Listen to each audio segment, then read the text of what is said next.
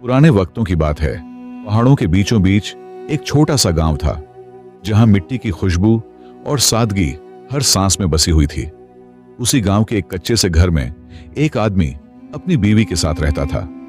बज़ाहिर वह एक आम सा इंसान था, मगर उसके दिल में एक ऐसी सख्ती छुपी हुई थी जो बरसों से पल रही थी। वह हमेशा बेटियों से नफरत करता था, ऐसी नफरत जो लफ्जों में नहीं, दुआओं में जाहिर होती थी। हर नमाज के बाद जब वह हाथ उठाता तो उसकी जबान पर एक ही जुमला होता, या अल्लाह, हमें कभी बेटी ना देना, बस बेटा देना। ये अल्फाज उसकी बीवी के दिल में तीर बनकर लगते। वह औरत खामोश रहती, मगर उसकी आंखों में छुपा दर्द कोई न देख पाता। वह जानती थी कि अल्लाह की अता पर शर्त लगाना कितना बड़ा गुनाह है, मगर शौहर की जबान से निकले ये अल्फाज उसके दिल को रोज जख्मी करते थे। अक्सर वह सोचती रहती थी, अगर बेटी पैदा हुई तो क्या मेरी बेटी को वही नफरत मिलेगी जो उसके बाप के दिल में है। वक्त गुजरता गया, महीने गुजर गए, फिर आखिर वह दिन आ पहुंचा जब अल्लाह ने उस औरत को मां बनने की खुशखबरी दी। मगर यह बात सिर्फ अल्लाह ही जानता था कि लड़का होगा या लड़की। 9 महीने उसने डर और दुआओं के बीच गुजारे। वह हर नमाज के बाद बस एक ही बात कहती, या अल्लाह, जो भी दे अपनी रहमत के साथ देना, मेरे बच्चे को जिल्लत से दूर रखना। और फिर कुछ दिनों बाद वह लम्हा भी आ गया जब दाई के हाथों में लिपटी एक नन्ही सी जान, जिसकी हल्की सी रोने की आवाज ने कमरे की खामोशी तोड़ दी। दाई ने मुस्कुराते हुए कहा, मुबारक हो, बेटी हुई है। ये अल्फाज सुनते ही जैसे वक्त रुक गया। कमरे में मौजूद खुशी एक ही लम्हे में दफन हो गई। मां की आंखों में आंसू आ गए, खुशी के नहीं, डर के। उसका दिल जोर जोर से धड़कने लगा। उसने बेइख्तियार बच्ची को सीने से लगा लिया, जैसे दुनिया की हर सख्ती से उसे बचाना चाहती हो। और फिर वह आदमी भी अंदर आया। उसके कदमों की आवाज ही उस औरत के दिल में लर्जा पैदा करने के लिए काफी थी। उसने दाई की तरफ देखा, फिर बीवी की तरफ, और आखिर में उस नन्ही सी जान पर नजर डाली। उसके चेहरे के तस्सुरात यकायक बदल गए। वह मुस्कुराहट जो शायद बेटे की उम्मीद में थी, लम्हों में गायब हो गई। उसकी आंखों में सर्द मेहरी आ गई और होठों पर एक तल्ख खामोशी छा गई। बेटी, उसने बस एक लफ्ज कहा। कमरे में मौजूद हर शख्स उसके गुस्से को महसूस कर सकता था। दाई ने नजरें झुका लीं, जैसे वह मंजर देखने की हिम्मत न रखती हो। मां ने कांपते हाथों से बच्ची को और मजबूती से थाम लिया। वह आदमी कुछ लम्हे यूं ही खड़ा रहा, फिर गुस्से से बोला, मैंने कहा था, मैंने अल्लाह से दुआ की थी, मगर अल्लाह ने मेरी एक भी न सुनी। ये सुनकर औरत के सब्र का बंध टूटने लगा, मगर उसने खुद को संभाला। आहिस्ता आवाज में बोली, यह अल्लाह की अता है, बेटी भी रहमत होती है। यह जुमला जैसे आग पर तेल बन गया। वह आदमी आगे बढ़ा। उसकी आंखों में नफरत की आग जल रही थी। रहमत, तुम जानती हो लोग क्या कहेंगे, गांव में मेरा सिर झुक जाएगा। फिर वह मुड़ा और बहुत ज्यादा गुस्से में बाहर निकल गया। मां ने बच्ची को सीने से लगाए रखा और बस इतना कहा, या अल्लाह, मेरी और मेरी बेटी की तू ही हिफाजत फरमा। वक्त गुजरता गया, मगर आदमी के दिल में वक्त के साथ नरमी आने के बजाय सख्ती और भी बढ़ती चली गई। वो बेटी जिसे अल्लाह ने रहमत बनाकर भेजा था, मगर वो बाप की नजर में एक बोझ थी। घर में वो मौजूद होता, मगर उसकी मौजूदगी में खामोशी चीखने लगती। वो बीवी से बात करता तो सिर्फ जरूरत के वक्त, और बेटी, वो तो जैसे उसके घर में शामिल ही नहीं थी। जब वो बच्ची रोती, वो झुंझलाकर कहता, इसे चुप कराओ, सर में दर्द होने लगता है। जब वो हंसती तो वो नागवारी से मुंह मोड़ लेता, जैसे किसी जुर्म की गवाही देख ली हो। बीवी हर दिन एक नया दुख झेलती। वो चाहती थी कि शौहर कम से कम बाप होने का हक तो अदा करे, मगर वो शख्स अपनी अना और जाहिल सोच के किले में कैद था। गांव में जब लोग बेटियों को प्यार से गोद में उठाते, वो आदमी नजरें चुरा लेता। कभी किसी ने पूछ लिया, भाई तुम्हारी बेटी कैसी है? तो वो नफरत भरे लहजे में कहता, ठीक है, मगर इस जुमले में रजा नहीं, शिकवा छुपा होता था। बेटी थोड़ी बड़ी हुई। वो नन्हे नन्हे कदमों से बाप के पीछे चलती, कभी उसकी उंगली पकड़ने की कोशिश करती, कभी उसकी गोद में बैठने के लिए हाथ फैलाती। मगर हर बार उसे खाली हाथ ही वापस आना पड़ता। एक दिन वो मासूम आवाज में बोली, अब्बा। ये लफ्ज जो पत्थर दिल को भी पिघला दे, मगर उस आदमी के दिल पर कोई असर न हुआ। उसने सख्ती से कहा, चुप रहो। बेटी डर गई और सीधा जाकर अपनी मां के दामन में छुप गई। मां का दिल टूट गया। वो रातों को सजदे में गिरकर रोती, या अल्लाह, मेरी बेटी को बाप की नफरत से बचा ले, या उसके दिल में बेटी के लिए मोहब्बत डाल दे। मगर दिन गुजरते गए और शौहर का रवैया बद से बदतर होता गया। वो खर्च देते वक्त ताने देता, अगर बेटा होता तो मैं ये सब खुशी से करता। बीवी खामोश रहती, मगर उसकी खामोशी में सब्र नहीं, खौफ बोलता था। एक दिन गांव में ईद आई। हर घर में खुशी थी, नए कपड़े, हंसी, दुआएं। बेटी ने दूसरे बच्चों के रंग बिरंगे जोड़े देखे तो खुश होकर बोली, अम्मी, मुझे भी ईद के कपड़े चाहिए। मां ने शौहर की तरफ उम्मीद भरी नजरों से देखा। वो जानती थी सवाल करना भी जुर्म बन सकता है। बाप ने बेटी की बात सुन ली थी। गुस्से से बोला, यह सब फिजुल खर्ची है, बच्चों को क्या जरूरत नए कपड़े पहनने की। ईद के दिन बेटी ने पुराना लिबास पहना और गली में खेलती दूसरी बच्चियों को सिर्फ देखती रही। इसी तरह वक्त के साथ बाप की नफरत सिर्फ लफ्जों तक महदूद न रही। वो नजरअंदाज करने लगा, और नजरअंदाज करना कभी कभी मार से भी ज्यादा तकलीफ देता है। बेटी बीमार पड़ती तो वो कहता, खुद ठीक हो जाएगी। मां अकेली उसे उठाकर हकीम के पास ले जाती और रास्ते में सिर्फ एक ही दुआ करती, या अल्लाह, मेरी बेटी की हिफाजत फरमा, उसका बाप बहुत जालिम है, तू ही उसका सहारा है। गांव की औरतें कभी कभी मां से कहती, भाई साहब का दिल बदल जाएगा। मगर मां जानती थी कुछ दिल जब अल्लाह से खाली हो जाए तो उन्हें इंसान नहीं बदल सकता। एक रात शौहर ने बीवी से कहा, अगर दोबारा बेटी हुई तो फिर इस घर में या तो तुम रहोगी या मैं। ये जुमला सुनकर बीवी की रूह कांप गई। उसने पहली बार हिम्मत करके कहा, बेटियां अल्लाह की रहमत होती हैं। रसूल ने बेटियों से बहुत मोहब्बत की। ये सुनकर शौहर भड़क उठा, मुझे दीन मत सिखाओ, मैं भी जानता हूं। लेकिन कहानी अभी खत्म नहीं हुई थी।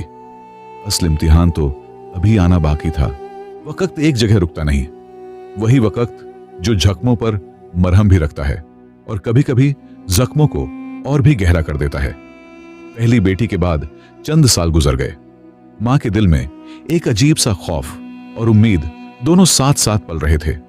खौफ इस बात का था कि शौहर का दिल और सख्त हो गया है, और उम्मीद इस बात पर थी कि शायद इस बार अल्लाह उसके दिल को बदलने का कोई सबब बना दे। फिर एक दिन वही खामोश खबर और वही दिल की धड़कनें, क्योंकि वो दोबारा मां बनने वाली थी। ये खबर उसने शौहर को बताई तो उसके चेहरे पर न खुशी आई न हैरत। बस एक सवाल था, सूखा और बेरहम, अल्लाह से दुआ है कि हमें बेटा अता करे। औरत ने नजरें झुकाकर बस इतना कहा, मैंने अल्लाह की रजा की दुआ की है। ये सुनकर वो हंसा, अल्लाह की रजा, मुझे बेटा चाहिए। 9 महीने उस औरत ने 2 जंगें लड़ी थीं, एक अपने पेट में पलती जान के लिए और दूसरी अपने शौहर के दिल की सख्ती के खिलाफ। पहली बेटी अब समझदार हो चुकी थी। वो मां के चेहरे को देखकर सब समझ जाती थी। अक्सर मां के पेट पर हाथ रखकर मासूमियत से कहती, अम्मी, तुम्हारा पेट इतना बड़ा क्यों हो गया है? मां मुस्कुराकर कहती, तुम्हारी बहन या भाई बहुत जल्द आने वाला है। वो खुश हो जाती और कहती, मैं उसके साथ खेलूंगी। मां का दिल रोता था, काश ये खुशी बाप भी देख पाता। और फिर वो दिन भी आ गया। उसी कच्चे घर में उसी खामोशी के साथ एक और नन्ही सी जान ने दुनिया में आंख खोली। दाई ने हिचकिचाते हुए कहा, मुबारक हो, बेटी हुई है। ये जुमला सुनते ही मां की आंखों के सामने अंधेरा छा गया। वो जानती थी अब शौहर का रद्द अमल पहले से भी ज्यादा सख्त होगा। दरवाजे के बाहर कदमों की आहट सुनाई दी। वो आ रहा था। उसने अंदर कदम रखा। दाई के चेहरे से ही सब समझ गया। फिर उसने सवाल नहीं किया, बस फैसला सुनने आया था। बेटी है। दाई की आवाज कांप रही थी। अगले ही लम्हे आदमी के सब्र का बंध टूट गया। यही रह गया था। उसकी आवाज में गुस्सा नहीं, नफरत थी। मां ने दोनों बेटियों को खुद से लिपटा लिया। एक उसकी गोद में, दूसरी उसके पहलू में सहमी बैठी थी। वो आदमी आगे बढ़ा और पहली बेटी की तरफ देखकर कहा, एक तो ये बोझ था, अब दूसरा भी आ गया। ये अल्फाज नन्ही बच्ची के दिल पर ऐसे गिरे जैसे किसी ने उसके वजूद को ही रद्द कर दिया हो। वो डरकर मां के पीछे छुप गई। मां ने कांपती आवाज में कहा, ये अल्लाह की अता है। दोनों बेटियां। शौहर चिल्लाया, खामोश, मुझे ये घर बेटियों से भरना नहीं था। उसी दिन उसका रवैया पहले से भी ज्यादा बदल गया। अब वो सिर्फ लापरवाह नहीं था, वो दुश्मन बन चुका था। दूसरी बेटी को उसने कभी नाम लेकर नहीं पुकारा और हमेशा बच्चों को मारता और बीवी उन्हें बचाती रहती। मां रातों को जागकर दोनों बेटियों को देखती और सोचती, या अल्लाह, मैं कब तक इन्हें अकेले बचाऊंगी? तू ही हमारी मदद फरमा। बादल बरसने को थे और उस घर में किस्मत का एक और वर्कर पलटने वाला था।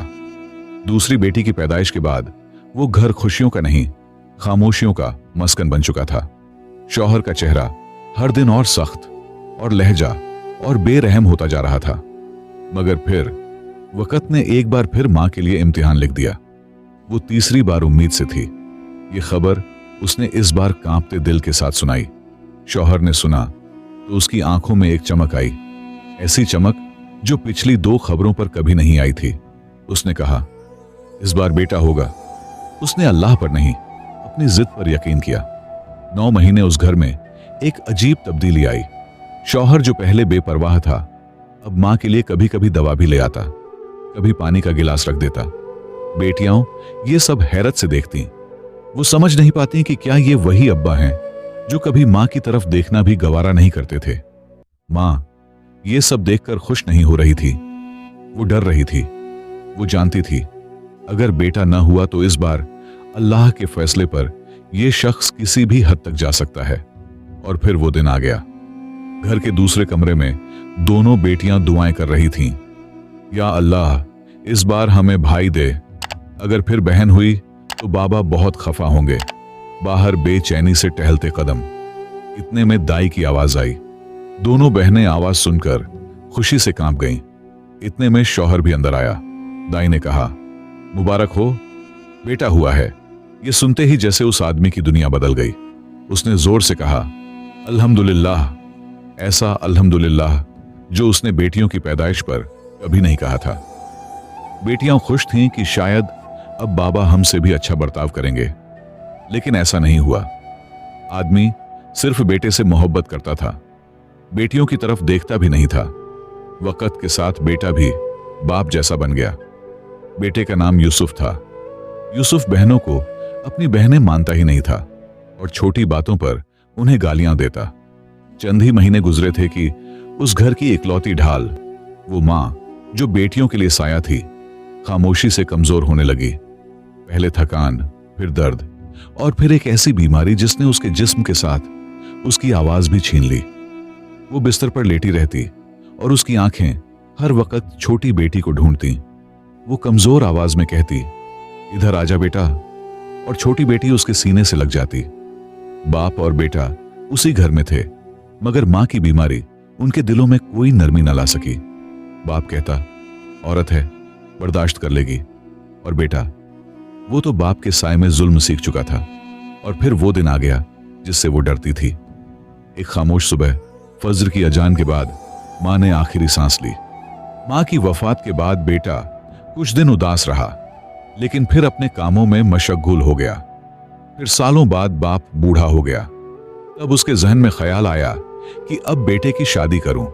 उसने बेटे से कहा, बेटा, माशा अल्लाह, अब तुम अपने पैरों पर खड़े हो गए हो।